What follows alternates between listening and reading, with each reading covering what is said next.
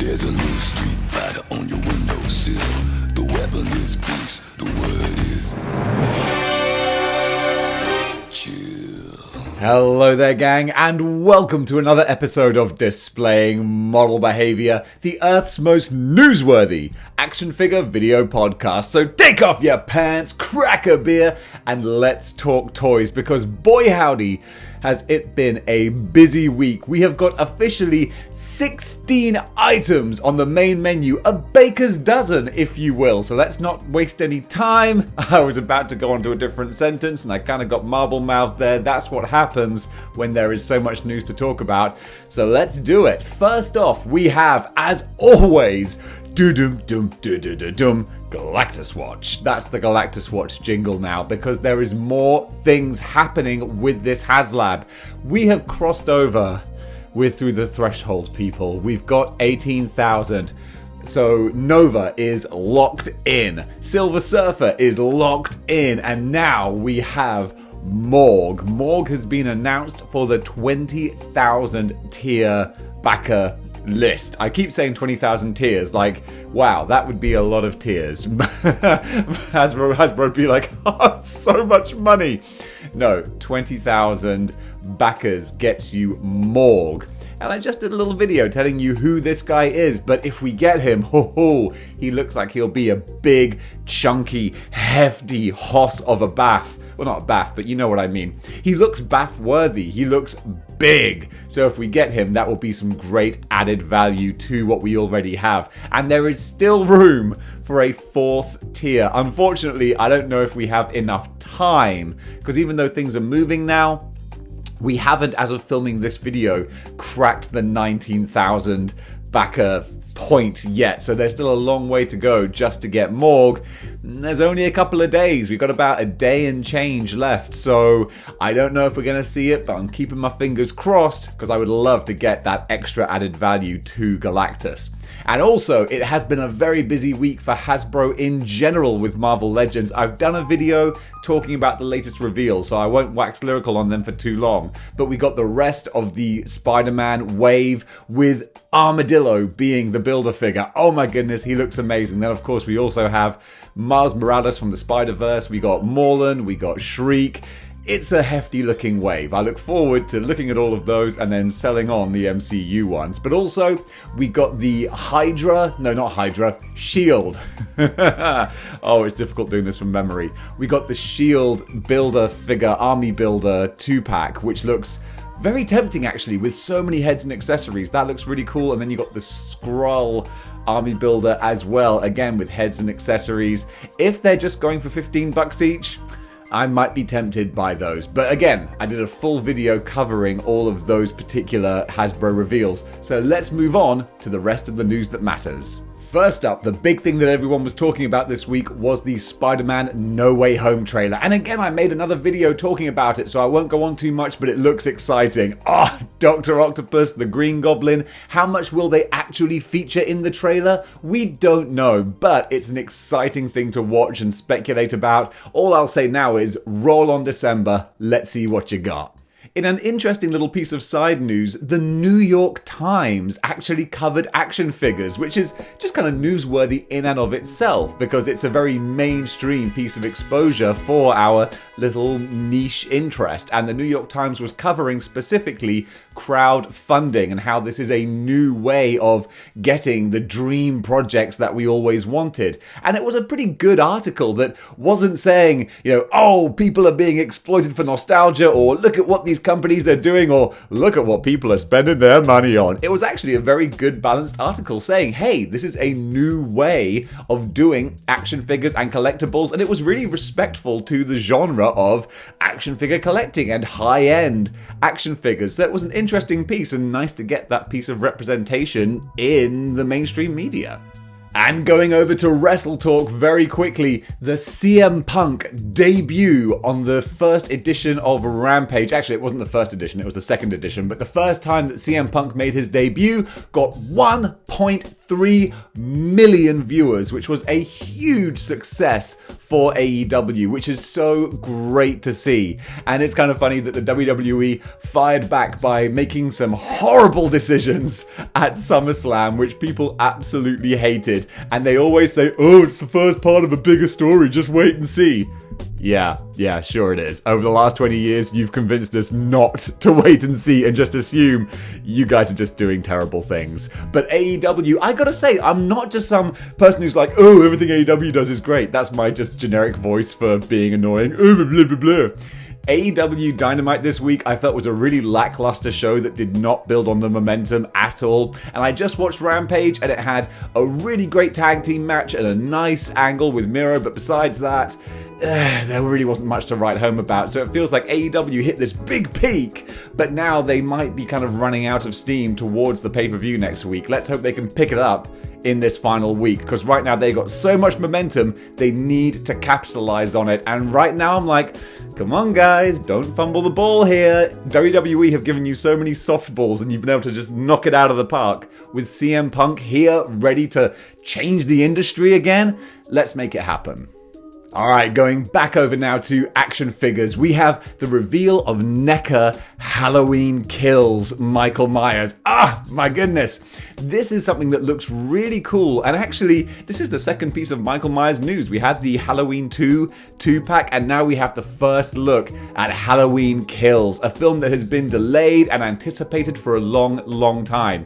And this figure, it's a basic Michael Myers, as you would expect, because it just has his basic Michael Myers look, with the boiler suit and the white mask. But one thing I will say, I will give props and credit to the Rob Zombie Halloween movies, which even it makes me feel dirty just giving props to those awful films. But one thing he did was give the look of Michael Myers more character by incorporating details and sort of scarring and damage into the white mask that makes it look so much more interesting. Because even in the classic Halloween films, after parts 1 and 2, the mask started to look really bad. No one could get it right. The hair, everything, it just looked awful. Even in films that I'm a big fan of, like parts 4 and 5, it didn't look good. And Rob Zombie actually, for the visual of Michael Myers, set a new standard for how cool he could look. And that's what Halloween Kills seem to be doing. It's putting in more detail and scarring and messed upness. Messed upness, is that a word? It is now. To the mask. And this Halloween Kills Michael Myers looks really intimidating, really awesome, and I'd be tempted to put him on the shelf. Asmus Toys have revealed their Ultraman figure. Now, this is something I know very little about, but I know that there are a lot of people who are really into Ultraman. So I'm going to read off a little spiel and show you some pictures. Show you some pictures? I gotta put my teeth in this morning. So this news comes courtesy of Toy Arc. Asmus Toys have unveiled their first Ultraman figure. They have opened up pre-orders for their Ultraman Ultra Geed 1/6 scale action figure.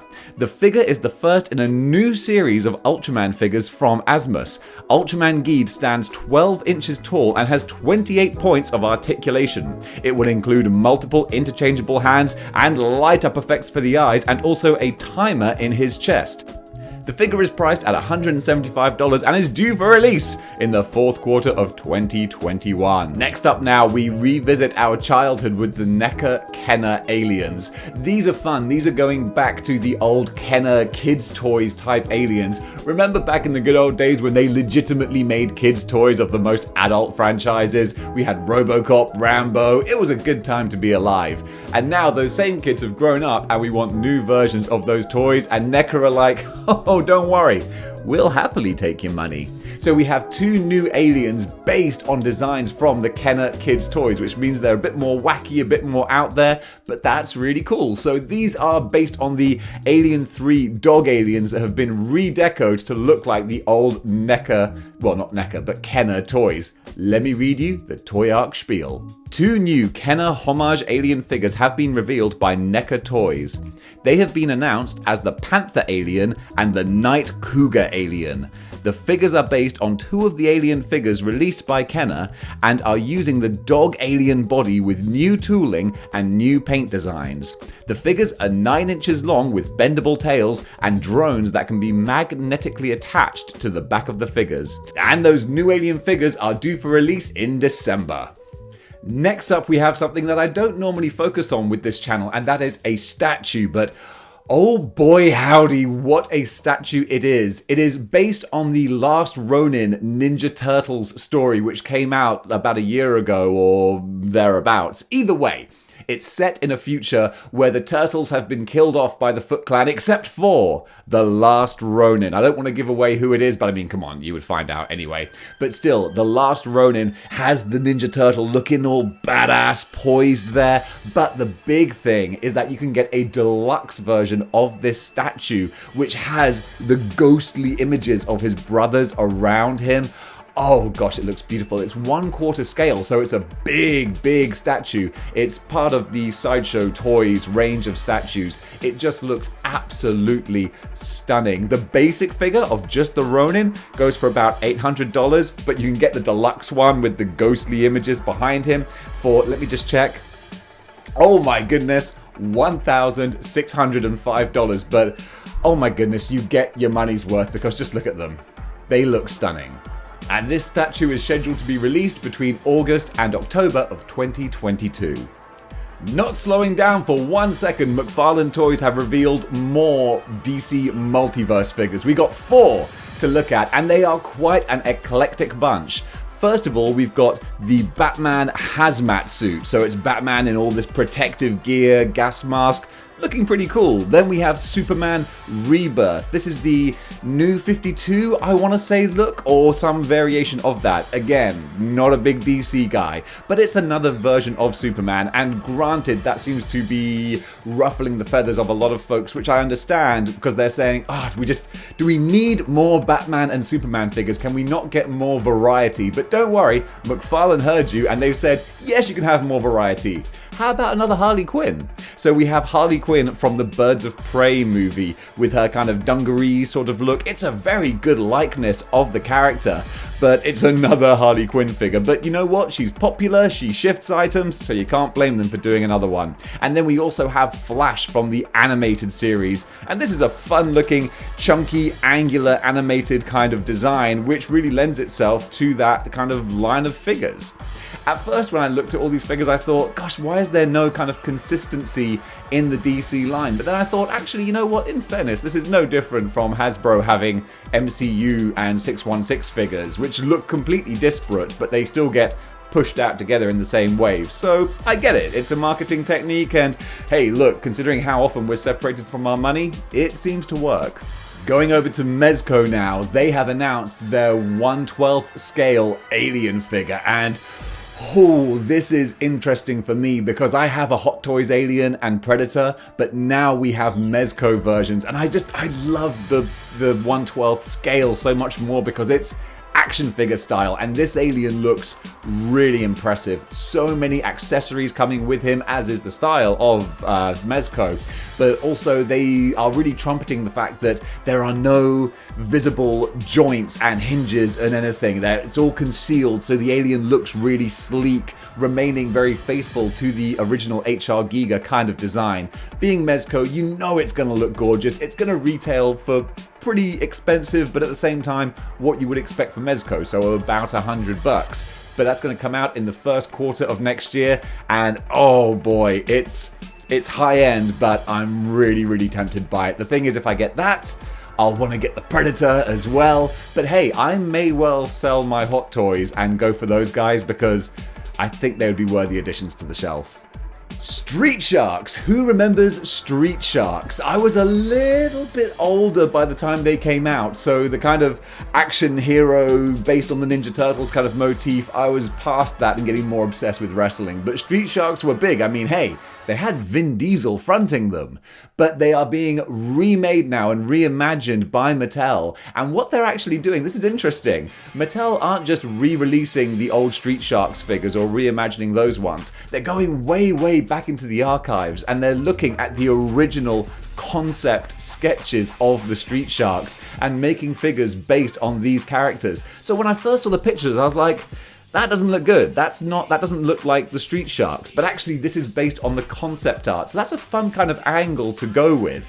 But I think they might be shooting themselves in the foot a little bit just because the old 90s action figures looked so good. The big chunky sharks with the massive mouths. I think people might kind of want those as opposed to the arguably not as exciting concept sketches. But I mean, hey, I don't know. I'm not a Street Sharks guy. If you are though, you can pick up these guys with some info. I'm going to tell you now.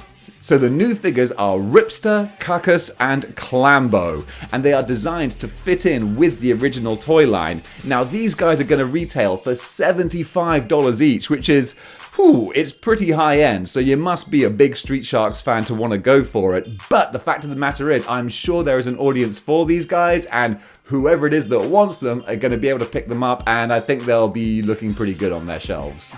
What's that you say? You want some more Batman figures? Don't you worry! Mafex has you covered with Batman Hush in his aqua type underwater diving suit and gear.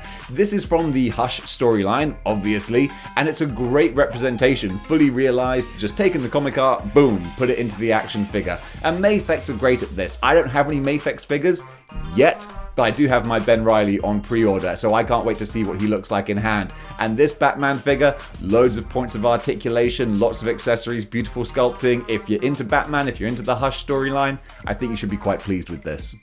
Sticking with Mafex, but going back to Marvel, we have Iron Man, and this is a good one because he comes with his proton cannon from Marvel vs. Capcom, and already I think a lot of people are thinking, well, that Iron Man, yes, he does look good, but put that proton cannon on the modular Iron Man that we just got from Hasbro, and yeah, that's your arcade setup right there. That looks great, but also so does the Mafex Iron Man himself, especially the Tony Stark head. I think that looks really cool. They've captured him perfectly. Looks kind of a bit of a Ron Burgundy kind of a look to Tony Stark. But yeah, the moustache, the hair, the expression, really, really great head sculpt. And then the rest of the Iron Man body, it's the similar design to the 80th anniversary classic Iron Man suit. But of course it's made by Mafex, so you know the quality is going to be that much more impressive, basically. So this figure, he looks really cool. For me personally, it's the ion cannon that really sells it. Will I pick it up? I don't think so, but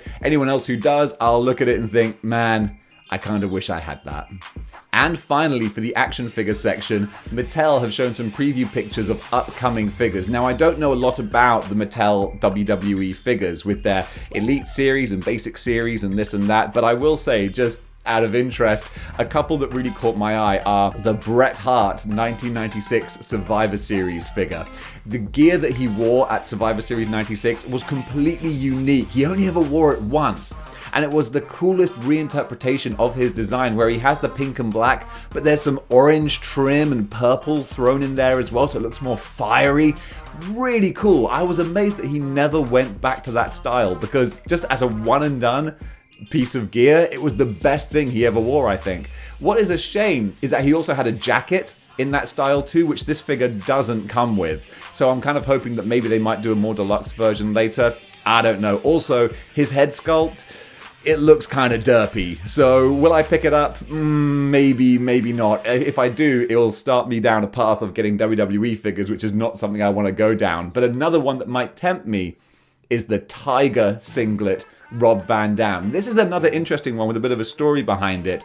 RVD wore the Tiger singlet with the skull on the chest in a couple of his final ECW appearances. And then when he made his pay-per-view debut for WWE at Invasion against Jeff Hardy, he wore the Tiger Stripe singlet because it looks great. It looks full on. Yeah, like the name implies. Tiger stripes with a skull in the chest with a yin-yang. Problem was, at that time, there was someone else in the WWE whose thing was kind of skulls. So I think Stone Cold Steve Austin took one look at it and he was like, nah, That's not gonna happen.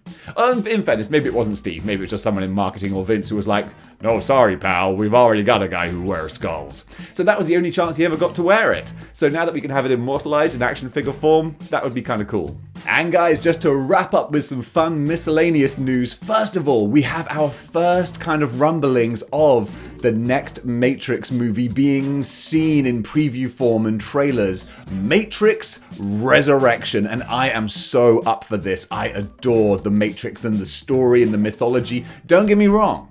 The last two movies were not good. They had good elements, but on the whole, they weren't good films. But the first one set the table for something amazing, and I'm so excited to revisit this world because also, I thought Keanu Reeves was fine in those first Matrix movies, but now, 20 years later, is it 20 years later? Either way, it's a long time. Now we have the new Keanu Reeves, who's gone from being the guy who used to be in Bill and Ted to being this kind of internet messiah, hippie person that we all absolutely adore. It's a different Keanu Reeves. I would love to see him back in the Neo role. That'll be fantastic. And according to behind closed doors views of what they saw in the trailer and the preview, it looks like we're going back into the Matrix world, and apparently we see Neo back working in his mundane, miserable office job, and there's a bit where he and Carrie-Anne Moss see each other, but they don't seem to remember who each other are, and that sounds really intriguing. I want to see if maybe they might do something really bold and be like, yeah, actually the last two Matrix movies, no, that actually occurred in the Matrix. They were already plugged back in, and who knows? Who knows? But I'm really excited to see where that goes, and hopefully, is Matrix this year? I think it is, so we might even be getting Matrix Resurrection around Christmas time, and that for me will be pretty amazing. On the video game side of things, we had the Midnight Suns trailer. This dropped out of nowhere. I didn't know this was a thing that was happening, but apparently it is. It's only a cutscene CGI type trailer, so there's no hint of gameplay at all, and I don't know what kind of gameplay it is. I'm guessing maybe a kind of an RPG sort of thing, kind of like Ultimate Alliance, but I haven't the faintest idea, not a clue. I assumed it was like a mobile game, because there's a new mobile game as well, like a Future something or other. I didn't keep my finger on the pulse with that one, but Midnight Suns looks like it's a legit, proper video game. It's coming out on PS4 and 5 and Nintendo Switch. No, is it Nintendo Switch? Either way, it's PlayStation and Xbox, so it's like a big game, which is kind of cool. No idea what it involves, but we've got Wolverine, Iron Man, and then some of the mystical characters like Blade and Nico and a few others. So it's not the classic Midnight Suns team, but in fairness, it got Ghost Rider, of course, but they need to throw in some guys like Wolverine and Iron Man to make it more marketable. I'm fine with that, not a problem. I look forward to seeing more from it. Sticking with video game trailers, we have another trailer for Shredder's Revenge, the classic 2D beat-em-up homage for Ninja Turtles, and I'm so excited to get my hands on this game. I really hope that they've gone more in-depth with the gameplay, because so many people talk about Turtles in Time as like, oh my goodness, it was the most amazing game ever. It wasn't. I'm sorry, it was so bad. You just mash the same button to attack. There's nothing to it, honestly. Some serious rose-tinted lenses there. Boy, I might get some hate in the comments for that one. But this one looks like it might have more nuance and more depth to the fighting. If that's the case, I'm so down for it. The cartoony graphics look like so much fun. It looks like a complete nostalgia trip back into the animated show. Cannot wait to get my hands on this. Going back over to the MCU to wrap things up with, we got a teaser trailer for Miss Marvel. Doesn't really give much of anything away. We see the young lady who plays Miss Marvel. She looks really kind of cute and sort of charismatic, and I think she'll probably do a really good job. Just based on the teeny tiny bits we see from the trailer, she strikes me as likable, so I'm down for that. And we see hints and references to the Carol Danvers Captain Marvel, and of course we see the scene from the end of WandaVision where the other Captain Marvel, whose name is just Monica Rambeau. Thank you. We see the scene with Monica Rambeau and the Skull, so we know that they are all going to be involved in Captain Marvel, or Miss Marvel, if you will. So either way, I'm really excited to see where this goes. And finally, we're getting some early reports in for Shag Chi, some early reviews, and so far, the buzz is really encouraging. It doesn't come out here until the 3rd, I don't think, so I'm going to go watch it next week. I'm really looking forward to it. I think this has been a bit of an under the radar kind of film. With the last couple of years we've had, things have been pushed back and it hasn't had the hype that it maybe deserved, but oh my goodness. The trailer looks really fun to me. It looks more fun than Black Widow, which looked like it took itself so seriously, but it didn't have that much to say. Whereas this looks like it's going to be more of a fun, popcorn, martial arts action movie. I'm so down for that. And guys, that concludes Good News for this week. I think I'm going to start to do Good News more regularly, because leaving it once a week, there's too much good news. And hey, look, if that's a happy problem, then I'm happy to have it, because I'm always happy to talk about awesome things that are going on in the world of collecting and comic books and movies and action figures. So guys, if you like what you see here and you want to see more, then join the 6-1 clicks by clicking the like, share, and subscribe buttons. And also, if you want to chat to people about comics, toys, action figures, video games, you can go over to the Model Behaviour Discord with the link in the description below. And finally, sorry, I had to swallow there. Finally, if you want to doubly support the channel, you can go over to patreon.com/displaying model behavior. Throw a few shekels my way, just like these saviors of model behavior did, and you will have my eternal gratitude for it. Always massively appreciated. Because to be honest, all of my pre-orders have been delayed. I've got nothing coming, and I'm thinking, I'm getting a little bit spendy. I might have to buy that Maestro after all. I know I shouldn't, but he's sat there on a shelf somewhere just going, come on, Dave. You know you want me. You can decorate me with some decent accessories. You can do Hasbro's job for them.